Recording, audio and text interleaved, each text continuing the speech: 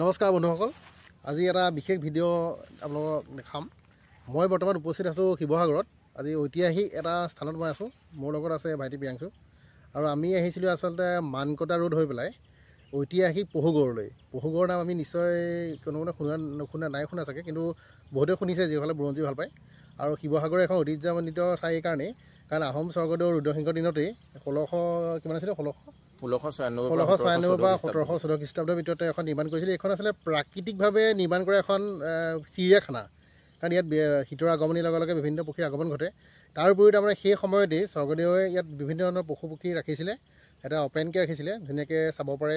দুখন দুৱাৰে আছিলে ইয়াত জনামতে, আৰু এইপিনে সোমাই পূবে এখন পশ্চিমে এখন, আৰু এখন দুৱাৰেদি সোমালে গোটেই পশুগড়টো ঘূৰি পেলাই ওলাই যাবলৈ 24 ঘণ্টা সময়ৰ ভিতৰতহে এইখন দুৱাৰেদি ওলাই যাব পাৰিছিলে। এনেকুৱা এটা তেতিয়াই দিনতে তেওঁ যিটো আইডিয়া লগাইছিলে, মানে এনেকুৱা ইমান ধুনীয়াকৈ বনাই থৈছে, পৰিৱেশটো দেখিলেই ভাল লাগে। আৰু কোনো ধৰণৰ বাঘ সিংহ বা বাঘ এনেকৈ জাপ মাৰি আহিব নোৱাৰে। মানে 14-15 ফুট মানে ডিষ্টেঞ্চত এটা ডাঙৰ পুখুৰী টাইপত খনা আছে, আৰু তাৰ মাজেদি মানে সেইটো পাৰ হৈ পেলাই ঘপককৈ মানে উঠি আহিব নোৱাৰে কোনো জীৱ জন্তু। এটা ধুনীয়া প্লেন কৰি পেলাই তেওঁ তেতিয়াই বনাইছিলে। এইটো সঁচাকৈ আহোমসকলৰ যিটো মানে প্লেনিংটো সঁচাকৈ মানিব লাগিব, কিন্তু যথেষ্ট ধুনীয়া। আৰু লগতে ইয়াৰ ঐতিহাসিক কিবা কথা জানা নেকি?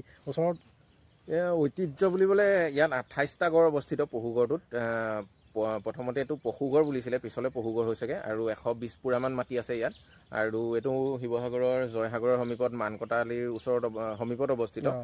মানকটাৰ ঐতিহ্যটো হৈছে ইয়াত তলাতল ঘৰত, তেতিয়া ৰাজকাৰেং তলাতল ঘৰত ৰজাৰ ঘৰ, তলাতল ঘৰত যেতিয়া ন্যায় সোধা ফুকনৰ বিচাৰ চৰাত দোষীজনক মৃত্যুদণ্ড বা বিচাৰ কৰিছিলে, যেতিয়া যিজনৰ মৃত্যুদণ্ড দিয়া হয় সেইজনক এই মানকটা আলিটো তেওঁলোক সেই মানে মৃত্যুদণ্ডপ্ৰাপ্ত ব্যক্তিসকলৰ নামেৰে হ'ল। মানে তেখেতসকলক এই মানকটা আলিৰ কাষতে এচটা নীলা শিলত, সেউজীয়া নীলা নহয়, শিলত তেওঁলোকক কটা হৈছিল। মানে সেই মানুহ কটাৰ নামেৰে এই মানকটা আলি, এই মানকটা আলিৰ কাষত অৱস্থিত এইখন পহুগড়, আৰু সেই আলিটোৰ নাম সেই মানুহ কটাৰ বাবে, ঐতিহ্যটো থকাৰ বাবে মানকটা। মানে গোটেই বিচাৰটো আমাৰ হেৰিত চলিছিলে, তলাতল ঘৰত চলিছিলে।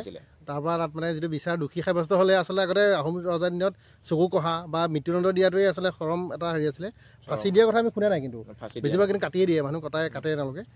আহোমসকলৰ তেনেকুৱা বহুত ষ্ট্ৰিক আছিলে তেওঁলোকৰ, সেইকাৰণেতো 600 বছৰ ৰাজত্ব কৰিলে ধুনীয়াকৈ। আচলতে ধুনীয়া পৰিৱেশ। আৰু লগতে এই পৰিৱেশটোৰ কথা মই এটা ৰিজাইছোঁ অকণমান, আমাৰ যিটো যোৰহাটৰ চৰলা বিলৰ অঞ্চলটো অলমষ্ট একে হয়। সেইখন অৱশ্যে প্ৰাকৃতিকভাৱে সৃষ্টি হোৱা বিল, তাতো বিভিন্ন পক্ষীৰ আগমন ঘটে শীতৰ আগমনিৰ লগে লগে। এতিয়া ইয়াৰ যিটো পৰিৱেশ, এই ৱেটলেণ্ড যিটো আছে, মানে সেইটোত মানে বহুত চৰাই আগমনটো হ'ব। এতিয়া ইয়াত দেখা মই বহুতকেইটা চৰাই দেখিছোঁৱেই।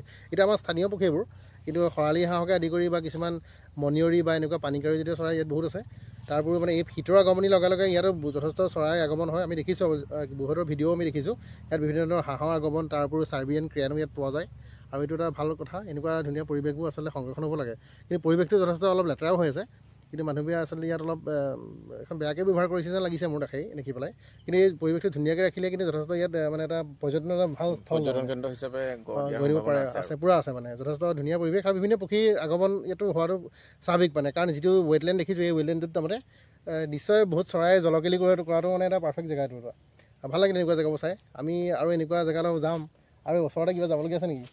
ওচৰতে জয়সাগৰ আছে, আৰু জয়সাগৰ আমি গৈছোঁ বাৰু। তেওঁ চাই লওঁ আজি যদি যাব পাৰোঁ যাম, কিন্তু সময়টো অলপ কম আছে। তেওঁ বুলি ঐতিহাসিক জেগাকণলৈ আহি সঁচাকৈ ভাল লাগিছে, কাৰণ আহোম ৰজাৰ যিটো মানে প্লেনিং, সেই প্লেনিংটো সঁচাকৈ মানিবলগীয়া। তেওঁলোক যথেষ্ট দূৰদৰ্শী।